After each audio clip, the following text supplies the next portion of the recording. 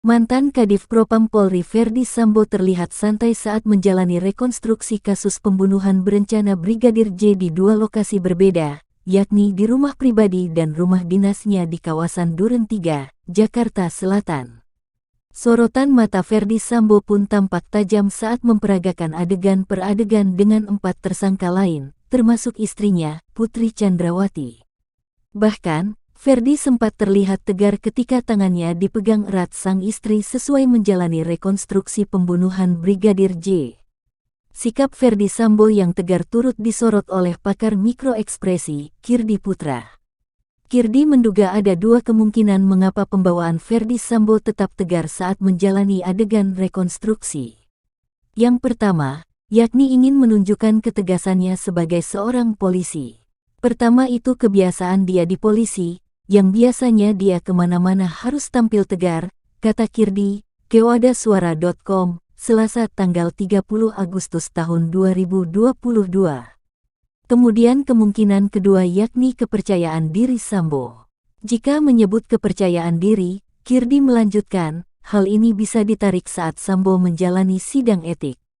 Pakar ekspresi wajah, Kirdi mengatakan ada dua ekspresi dalam wajah mantan Kadif Propam Polri Irjen Ferdy Sambo dalam rekonstruksi di kawasan Duren 3, Jakarta Selatan, Selasa tanggal 30 Agustus tahun 2022.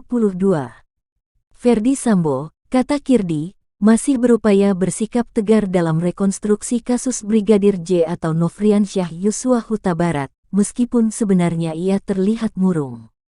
Ketegaran coba ditampilkan sejak awal rekonstruksi dengan tidak menunduk, kata Kirdi, kepada suara.com, Selasa tanggal 30 Agustus tahun 2022.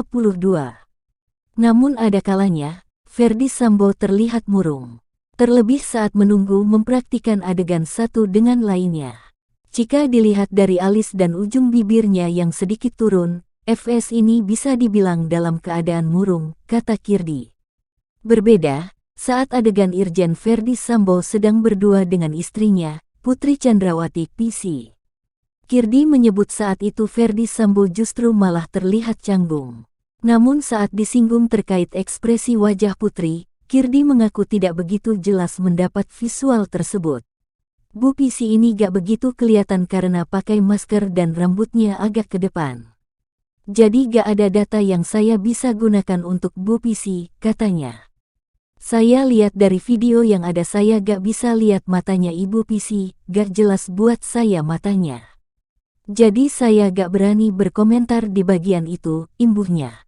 Ahli transpersonal dan konsultan nama Nikadek Helen turut menganalisa sikap Ferdy Sambo selama mengikuti rekonstruksi pembunuhan Brigadir J itu. Dari hasil analisa nama, Heleni, sapaan akrabnya, menyebut, Ferdy Sambo memiliki salah satu karakter dominan yang muncul pada namanya yakni karakter yang kuat.